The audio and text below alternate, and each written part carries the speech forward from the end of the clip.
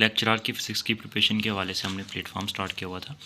HR की physics को लेके चल रहे थे, स्टेप बाय स्टेप टॉपिक्स को चैप्टर वाइज की कंसेप्ट।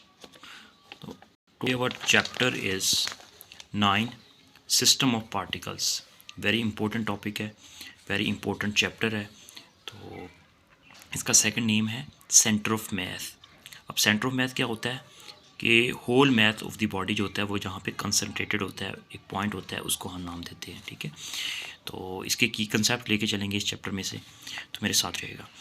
तो यहाँ पे पहले आ जाता है टू पार्टिकल सिस्टम। तो यहाँ से आपने जो चीज़ें स्किप करवानी होंगी, एक्स्ट्रा चीज़ें होंगी स्किप कराने वाली होंगी, वो मैं स्किप करता जाऊँगा। तो इस चीज़ को आप स्किप कर सकते हैं। ठीक है, इसको आपने रीडिंग नहीं करना। ठीक है, क्योंकि बुक काफ़ी लेंथी है। मेरी कोशिश होगी जो कि कंसेप्ट होंगे उन्हीं चीज़ों को यहाँ पर हम लेके चलें। ठीक है, तो यहाँ पर आपने जस्ट ये बात याद रखना है, सेंटर ऑफ मैथ का formula XCM centre of mass 1/m total mass of the body M1 x1 plus M2 x2 this is. ठीक है, here M is the total mass of the body. ये formula आपने याद रख लेना। और next velocity of the centre mass of body का VCM से रिप्रेजेंट करेंगे, तो इसका फार्मूला आप याद रखना है 1/m M1 V1 plus M2 V2। ठीक है, this is the velocity of the centre of math. तो ये फार्मूला आपने याद रखना है। अब एक्सलेरेशन की बात करेंगे, उसका फार्मूला आपने माइंड में याद रखना है। तो उसका फार्मूला उसी तरह होगा similarly 1/, total math into M1 A1 plus M2 A2। ठीक है, इनको सम अप कर लेंगे। तो बाकी चीज़ें आप एक्स्ट्रा हैं, इसको स्किप करते जाएं। और नेक्स्ट जो हमारा टॉपिक है इसके अंदर कि न्यूटन सेकंड लॉ के मुताबिक टोटल एक्सटर्नल फोर्स जो होगी वो हमारे पास सिग्मा टोटल फोर्स को रिप्रेजेंट करते हैं। Total force is equal to MA। Here M is the total mass of the body. ठीक है, A is the acceleration centre of, यहाँ पे हमारे पास है centre of mass of acceleration यहाँ पे होगा। ठीक है, this look very much like the Newton second law. ठीक है, क्योंकि न्यूटन लॉ सेकंड लॉ ही है, तो ये बेसिकली हमारी डेरिवेशन करने के बाद ये रिजल्ट आया, कहता है कि ये न्यूटन सेकंड लॉ के मुताबिक सिमिलर है। ठीक है, वहाँ पे हम स्मॉल m को यूज़ करते हैं। तो law again as as would it apply to be particle of the mass same math of the m over the system moving with the same velocity v center of math of velocity to the location center of math।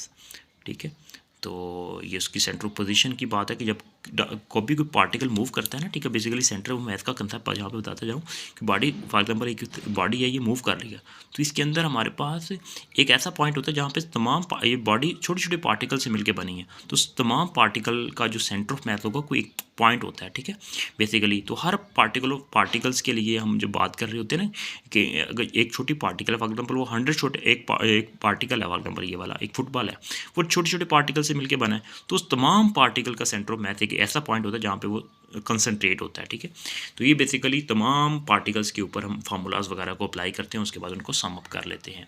तो many particle system के अंदर भी जैसे हमारे पास छोटा एक body है, वो काफ़ी सारे छोटे छोटे पार्टिकल से मिलकर बनी है। ठीक है, तो M1 M2 M3 up to सोन M is the sum of the all small particles. तो इसको आप जस्ट माइंड में इसका कंसेप्ट याद रखिएगा, बाकी एक्स्ट्रा चीज़ें आपने स्किप कर देनी है।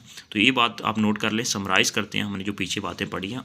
The overall translation motion of a system of the particles can be analyse using the Newton's law as it if all the mass were concentrated at the centre of mass. जैसे कि मैंने start में बताया, एक point होता है and the total external force were applied at that point. मतलब कि हम सेंटर ऑफ मैथ वो पॉइंट होता है जहाँ पे अगर हम बॉडी के ऊपर अगर फोर्स अप्लाई करें, एक्सटर्नल फोर्स अप्लाई करें, बॉडी रोटेट ना हो, बॉडी मूव करने लग जाए। ठीक है, विदाउट रोटेशन बॉडी मूव करने लग जाए, तो वो हमारे पास सेंटर ऑफ मैथ कहलाता है बॉडी का।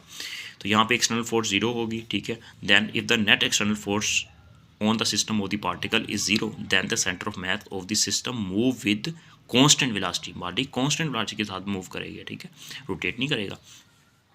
ये की कंसेप्ट था, और बाकी चीज़ें ये आपने स्किप कर देनी है, ये आपने नहीं करनी चीज़ें। और ये टॉपिक नेक्स्ट जो है हमारा centre of mass of the solid. Solid object का सेंटर ऑफ मैथ जो कुछ फार्मूला वगैरह हैं ये आपने कांस्टेंट याद रखना है। सेंटर ऑफ मैथ यहाँ पे देख सकते हैं सॉलिड्स के लिए ये formula A, formula B, formula C। ठीक है, तो ये हमारे पास transform on the integral form में है। ठीक है, तो कुछ सॉलिड ऑब्जेक्ट वगैरह। ठीक है, समराइज आके आपको बताऊंगा।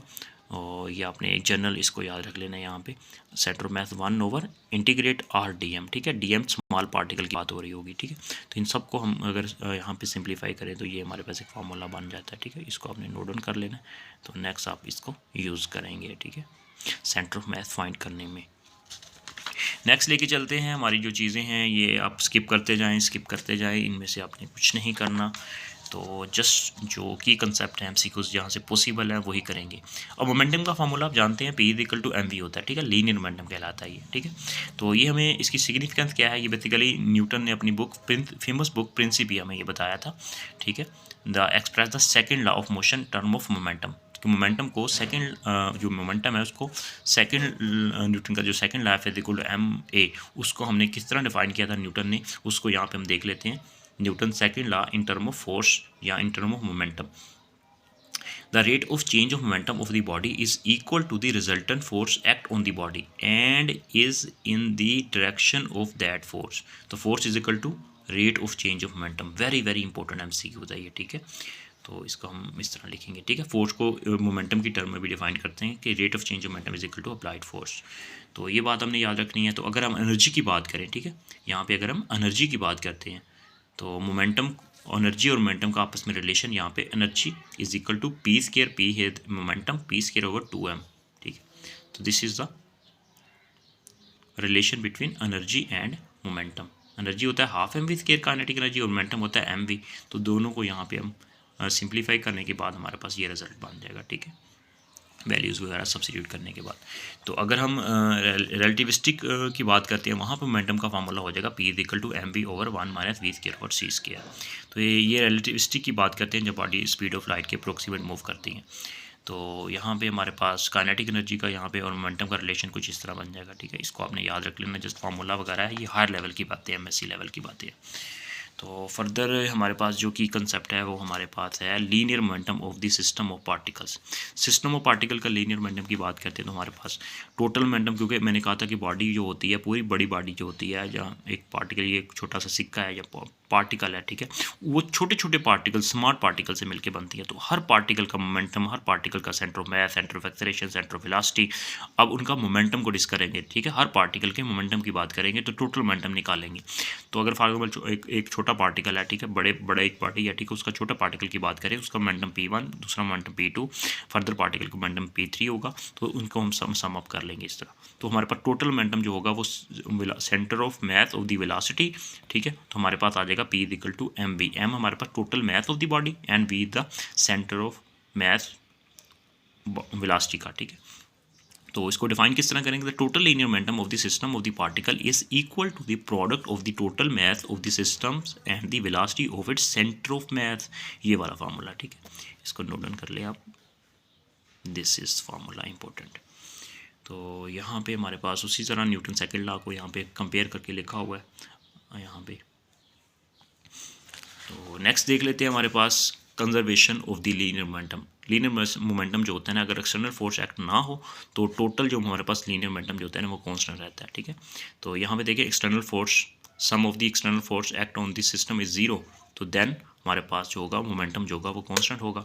तो when the external force act on the system of the particle is 0, the total vector sum of the momentum is the main constant, remains constant रहेगा, ठीक है। की कंसेप्ट है, बाकी चीज़ें हम स्किप कर दें। तो यहाँ पे हमारे पास total momentum is equal to 0 होगा जब एक्सटर्नल फोर्स, या कांस्टेंट होगा जब एक्सटर्नल फोर्स 0 लगेगी। नेक्स्ट, तो ये दो मैसेज हैं, उनको स्प्रिंग की मदद से आपस में उसको बांधा हुआ है। तो दोनों एक दूसरे के ऊपर मतलब इनको ये ओसिलेट करेंगे, M1 M2 मतलब ये इस तरफ जाएगा और M2 यहाँ पे बॉडी जो होगी वो वेलोसिटी V2 के साथ इस तरफ जाएगा, ठीक है। इस तरह इसी ओसिलेट करेगा, ठीक है। ये सिस्टम बाउंड्री है हमारे पास, ठीक है, सिस्टम के अंदर है, और के हमारे पास स्प्रिंग कांस्टेंट है। अब यहाँ पे देखें, जब ये ओसिलेट करेंगे तो उस वक्त हमारे पास जो टोटल हमारे पास फार्मूला बनेगा, ठीक है, इनका मोमेंटम को कैलकुलेट करेंगे तो हमारे पास कुछ इस तरह का फार्मूला बन जाएगा, ठीक है। टोटल मोमेंटम हमारे पास इनिशियल और फाइनल 0 हो जाएगा। तो हमारे पास ये हमें बनता है कि हमारे पास इनिशियल मोमेंटम क्योंकि रेस्ट में होंगे तो उस वक्त 0 हो जाएगा, और फाइनल मोमेंटम इसका हम देख लेंगे यहाँ से, ठीक है। ओसिलेट करेंगे तो हमारे पास आ जाएगा V1 यहाँ पे M1 V1 और प्लस M2 V2, ठीक है। ठीक है, क्योंकि conservation of the momentum required होगा। तो P1 initial momentum, final momentum, और हमारे ये आ जाएगा हमारे पास फार्मूला यहाँ पे V1 डिवाइड बाई V2 और minus M2 divide by M1। ये फार्मूला बहुत इंपॉर्टेंट है, ये आपसे क्वेश्चन MCQ में पूछा जाएगा, वेरी इंपॉर्टेंट। तो इस चीज़ को नोट करना है। और नेक्स्ट अगर हम देखें चीज़ों को तो इस टॉपिक को स्किप कर दें आप, और फर्दर